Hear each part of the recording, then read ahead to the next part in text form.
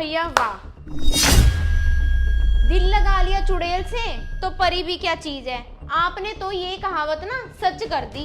अरे मम्मी ने कितनी अच्छी अच्छी लड़कियों के रिश्ते दिखाए थे आपके लिए, पर आपने तो सारे ही ठुकरा दिए। भैया एक बात ना हमेशा याद रखना, बिना सास के ससुराल में ना दामाद की कोई कदर नहीं होती। अरे मम्मी अब माफ भी कर दो ना मुझे। ज्योति तो अंदर जा, मैं अभी आता हूँ।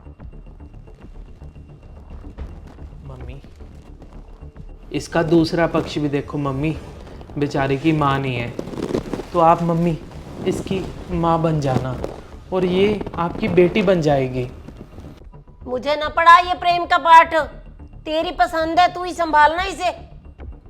मम्मी ज्योति ना अपनी सारी बहनों में से सबसे छोटी है, और मम्मी विदाई तक ना इसकी कोई बहन नहीं रुकी, और ना ही कभी किसी ने इसे बुलाना है दोबारा। इस बेचारी का तो मम्मी मायका भी खत्म हो गया। और मम्मी जब से मेरी ज्योति के साथ दोस्ती हुई है ना, तब से ना मैंने इसे सिर्फ अपने घर की हंसती खेलती बातें बताई हैं। और मम्मी ये तो विदाई के समय ना बिल्कुल नहीं रोई। इसे सिर्फ यही लगा कि यहाँ आकर ना उसे सारा प्यार मिलेगा जो उसे बचपन में नहीं मिला।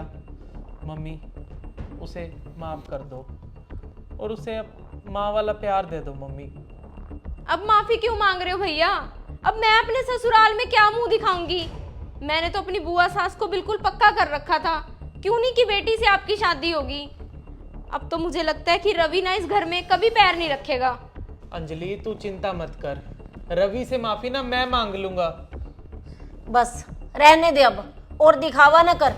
यदि बहन के घर की इतनी चिंता होती, बहन की इज्जत की, अपने जीजा की इज्जत की, तो पहले ही शादी करके ना आता। जा अब दिमाग मत खराब कर हमारा। मेरा तो टेंशन के मारे ना सिर फटा जा रहा है। मम्मी देखा आपने? हाँ अंजलि, पर बेटा तू चिंता मत कर, तेरे ससुराल वालों से मैं बात कर लूंगी। अरे मेरे अरमानों के ऊपर पानी फिर गया है। कितना दहेज आता यदि तेरी बुआ सास के घर में शादी करते, पूरा घर भर जाना था सामान से, और इतनी सुंदर लड़की थी। अरे अब तो ये पछताएगा, दामाद वाली तो कोई बात ही नहीं रह जाएगी इसमें। कहाँ जाएगा ये? ससुराल ही खत्म है, जहाँ पे सास ही नहीं है, माँ ही नहीं है इसकी बहू की।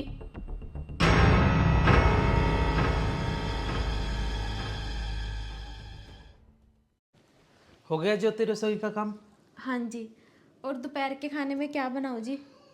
दोपहर के खाने में ज्योति तू ना कढ़ी बना ले, मम्मी को ना कढ़ी बहुत ज़्यादा पसंद है।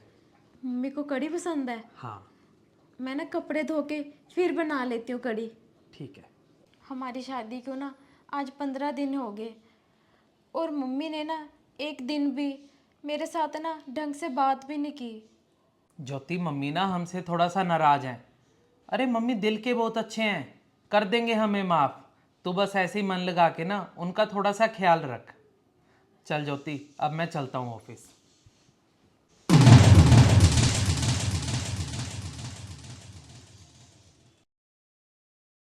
और मम्मी कैसे चल रहा है सब?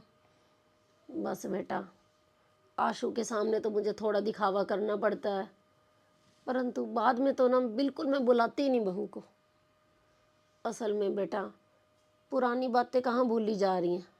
कभी तो मुझे याद आता है कि लव मैरिज की है आशू ने, और कभी याद आता है कि कोई और लड़की आती तो कितना दहेज लेकर आती, और कभी बेटा याद आता है कि बहू की माँ ही नहीं है। माँ के बिना मेरा बेटा कैसे जाएगा ससुराल। हाँ मम्मी, वो तो आपकी बात सही है बिल्कुल। अरे ये तो भाभी की आवाज है, क्या हो गया?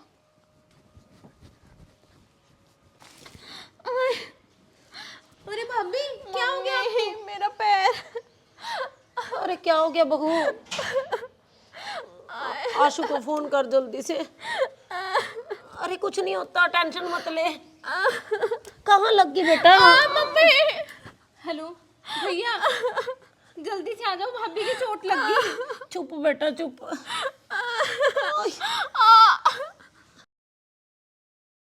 ले बहू दवाई ले ले। लो बताओ, अब आपको 21 दिन का रेस्ट बता दिया। अब भाभी आपकी सेवा हम थोड़ी करेंगे। मम्मी आप ना ऐसे करो, भाभी की बहनों को फोन कर दो कि ले जाए इन्हें यहाँ से। अरे नहीं अंजलि, तेरी भाभी कहीं नहीं जाएगी। मैं 15 दिन से देख रही हूँ बेटा कि इसकी आंखों में ना माँ के प्यार की बहुत कमी है। इसने ना 15 दिन मेरा बहुत ख्याल रखा है। तो अपना बहू की माँ बन चुकी हूँ बेटा मैं, और माँ वाले सारे फर्ज निभाऊंगी। अब बहू का ससुराल ही बहू का मायका है, कहीं नहीं भेजूंगी बेटा मैं इसे। परसों तो मम्मी हमने मामा के घर जाना था, तो वहां कैसे जाएंगे फिर?